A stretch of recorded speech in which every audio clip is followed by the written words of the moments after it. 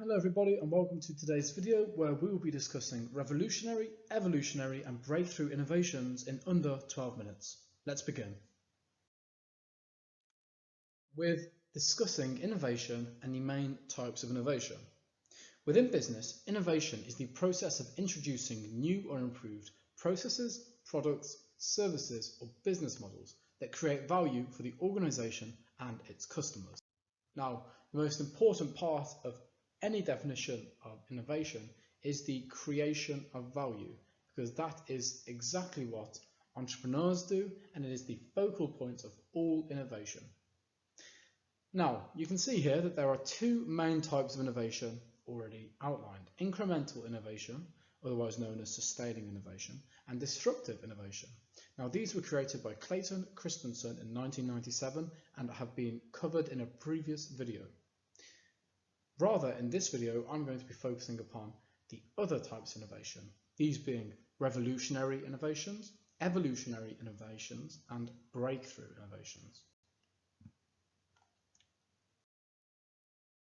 So, what is a revolutionary innovation? Revolutionary innovations is a term that is used to describe innovations that bring about significant and radical change, often disrupting existing markets or creating new ones entirely.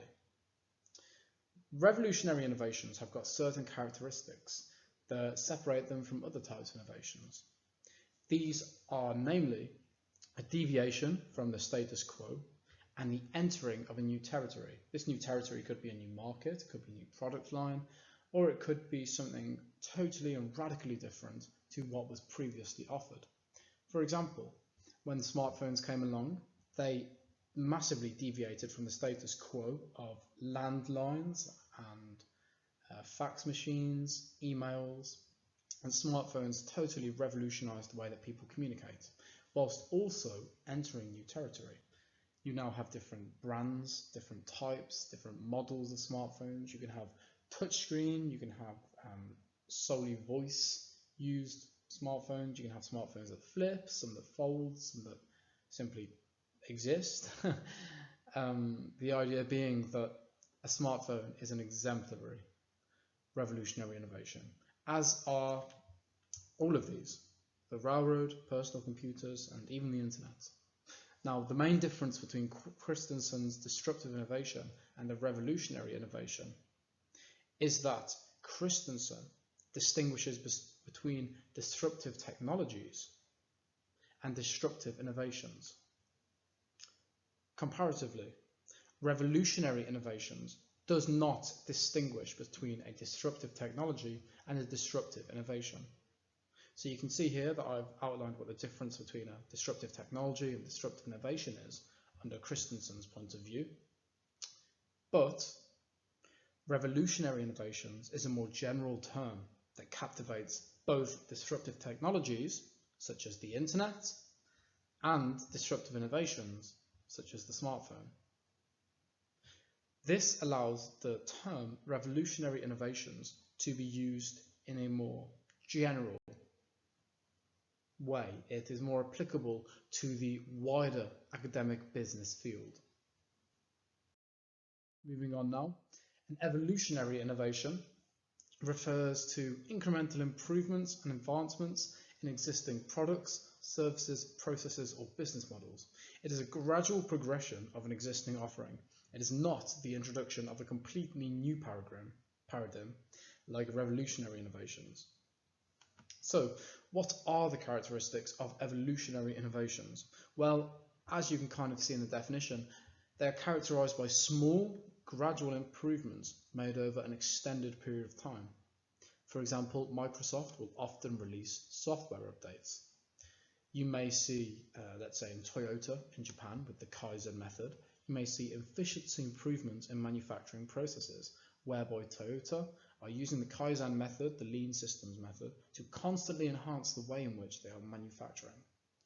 It could even be enhancing product offerings, such as the iPhone. Every year there's a new iPhone model that comes out with slight upgrades and slight improvements that do not revolutionize the whole iPhone industry or the whole smartphone industry, but rather they incrementally and evolve, they are evolutionary in their innovations. Or lastly, the developing of business models. So you can see Uber went to Uber Eats. This was not revolutionary. There was already Just Eats, which revolutionized. That was Just Eats, and the idea of being able to order food through an app was a revolutionary innovation. This is an evolutionary because Uber simply evolved their business model to match something that was already existing in the market. That is the difference between an evolutionary innovation and a revolutionary innovation as well. So, what is the difference between Christensen's incremental innovation and evolutionary innovation? This is important to distinguish because they are very similar, but there is one minute difference, and that is that Christensen emphasizes the continuation of incremental innovations over a sustained period of time. This essentially means that organizations continually sustain small innovations year on year, day in, day out. They are working to evolve and to grow and to incrementally improve through innovations. A perfect example of this is the iPhone. The iPhone is something that is done non-stop. It is constantly being innovated, constantly being upgraded, as is Kaizen. Every day, Toyota, when they are working on with this lean systems method, are constantly looking for ways to improve. However, an evolutionary innovation is more so concerned with how these products, services, business models, whatever, evolve over a period of time. It does not require continuous levels of innovation, as Christensen outlines. So Christensen is saying that in order for innovation to be incremental, it must be sustained over extended periods. But evolutionary innovation is just saying it needs to make improvements in smaller steps. It doesn't need to be sustained. It does not need to be continual. For instance, Uber to Uber Eats. This is not an incremental innovation, but this is an evolutionary innovation. Comparatively, the iPhone, this is both an incremental and an evolutionary innovation. So there are slight differences in the terminology, but they do broadly mean the same things. Moving on now to what is a breakthrough innovation.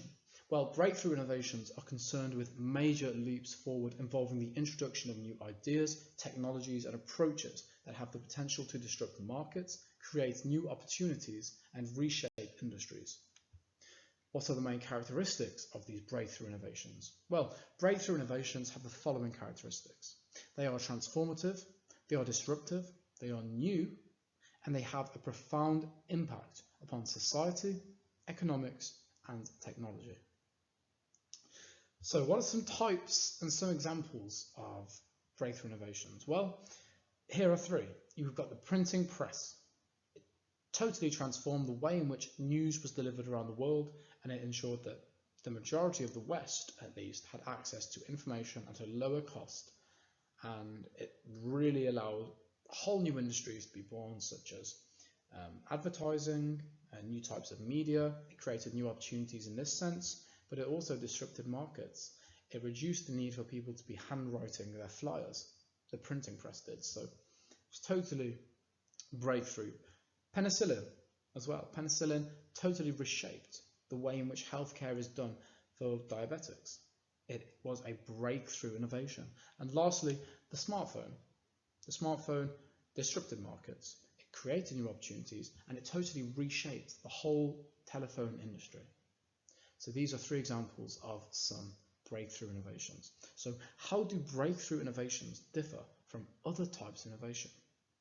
Well, of all of the previously discussed types of innovation, breakthrough innovations are the most similar to Christensen's disruptive innovations / technologies. This is because breakthrough innovations typically tend to describe innovations that progress industries or markets in terms of technology. So just as Christensen emphasized the importance of disruptive technologies, breakthrough innovations typically tend to involve a new technology being brought to the market. However, it is not necessary. As you can see, I have said penicillin is a breakthrough innovation, which it is. It's not technological in nature, but it totally revolutionized the industry. It had a huge impact on society. It has all the characteristics of a breakthrough innovation without the emphasis of technology. So it is only typical. It does not have to be used to describe technology, but most of the time a breakthrough innovation will involve some form of technological disruption or innovation. Okay, so in summary, there are 5 terminologies commonly used to describe innovations. These are disruptive, incremental, revolutionary, evolutionary, and breakthrough. The first 2 have been discussed at length in another video, which I will pop up on the screen now. And these 3 we have just covered today. Now, the main differences between all of these types of innovation stem from the differences in specific characteristics. Revolutionary, evolutionary, and breakthrough innovations are more general business concepts, whereas disruptive and incremental innovations must satisfy specific criteria as outlined by Christensen in 1997. For example, revolutionary innovations do not require prerequisite disruptive technologies, unlike Christensen's disruptive innovations. Evolutionary innovations don't need to be sustained over periods of time, unlike Christensen's incremental innovations. And lastly, breakthrough innovations can interchangeably be used to describe disruptive innovations and disruptive technologies, as it oftentimes involves the disruption of markets, the creation of new opportunities, and the leveraging of technology. Okay, and that covers innovation. So we'll now be closing this topic down and moving on to blue and red ocean strategies in the next video. As always, please don't forget to like and subscribe if you found the video helpful, and please leave a comment if there is a particular business school concept or theory or idea that you want to see explained and simplified in an easy to understand PowerPoint. Thank you very much, and I'll see you next time. Goodbye.